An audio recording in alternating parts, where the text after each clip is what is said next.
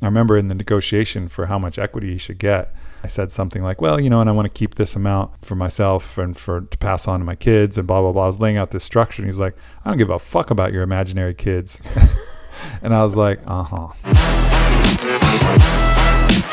If I understand the story correctly, and I've never heard this before, so you met with Joe for Fleshlight. You said, hey, I'm also interested in brain stuff. No, that was 2 years later. Really? It was basically like, hey man, we'd love to sponsor your podcast.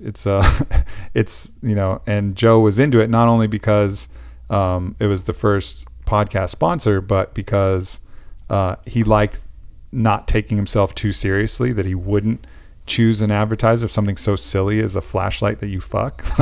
Like to him, that was his way of saying like, fuck all right, I'm not going to be so corporate that I'm not going to, because everybody told him not to do it. Like his handlers advised, like, don't do that deal. He's like, no, I'm going to do that deal because I don't want people to look at me like a guru. I want people to know that I'm still Joe and I'm still someone who will advertise a flashlight that you fuck, And so I think it was appealing on both those fronts. But that was the entire nature of our business discussion. And then from there, it was all just, relying on the merits of the journeys that I'd been on, the things that I'd explored, and our mutual interests. And then friendship was, at least 2 years. And then after that, then it was the question of, what kind of supplement would you like? How did you transition to that?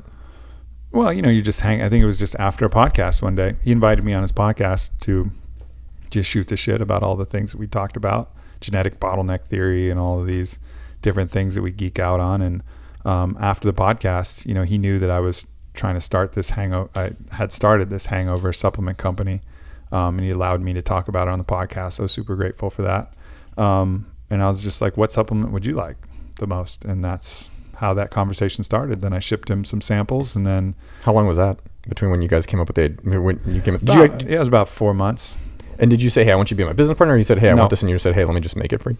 Yeah, I was like, let's see if we can make something great. And then I shipped it to him, and then we both agreed that we had something there. And then from there, the business discussion started. And how'd you figure out terms with that?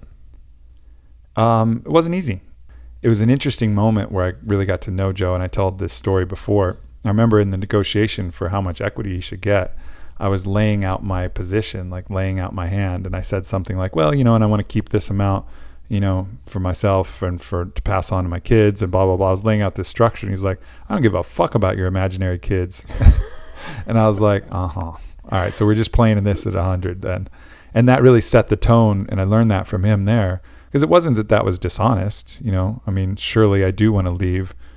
Still in my head, like that same portion that I was talking about, these kids, especially now that I'm engaged and kids are coming in, like that makes a lot of sense. But nonetheless, at that point, that wasn't the most prescient piece of information. Really, I wasn't playing at 100.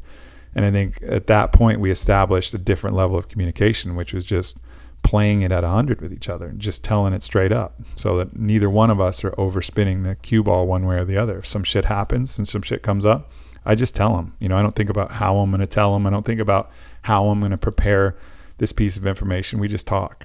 And it's been by far the best partnership I've ever had in any business or in anything really. It's just straight up 100%. What do you think of the elements of a good partnership that's led you guys to be so I feel that with my business partner, where like I've gone to him and been like, yo, I want to go do a podcast and YouTube and blog. And that's really exciting for me. Mm-hmm. And I want to go spend a lot of my time doing that. And he's like, that sounds great.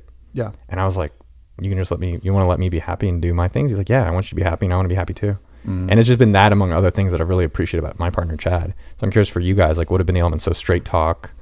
Yeah. I mean, 100% honest communication. And then I think a respect of each other's skill sets, like I understand and respect what he brings to the table, and, and measuring the value in not getting sidetracked in, the amount of time. Like I put a lot more time into Onnit than Joe does, but his value is equivalent to what he's providing, even though he's just talking about it here and there and wearing the shirts, and I'm in here every day grinding and sweating and grinding. I don't try to play these games or like, well, man, I should deserve more than him. We've tried to cut it as even as possible, just recognizing that both of us are offering, incredible value, and just be grateful, like see abundance instead of this kind of scarcity, and where you're comparing slices of the pie. Like I'm happy that he's making a shitload of money. I'm happy that I'm making enough money, and I think that's been kind of key, is respecting each other, what each other bring, and not trying to, let the ego decide, like, man, I'm working so much harder and he's getting all of this and all he's doing is reading podcasts and wearing t-shirts. And because, yeah, all right, maybe if you're measuring it in that KPI, like what is he actually putting in as far as time means that, but as far as value, you know, he deserves everything that he's ever going to get from Onnit and more. In my previous partnerships, very nice guys, but it was always like, and I started the companies, I began them, but with the partners at the time in my previous business, they were always like, well, we're working now and you only started it. And and besides like the details of that, it was more of that there wasn't that respect about what each person is here to provide for the business. And Joe has provided his part and you've come and provided your part. Yep. And I think that's something that now with Chad, I remember when I started Sumo, I was like, look, I'm the owner. I'm in charge. It's all me, because I don't want to deal with what I dealt with.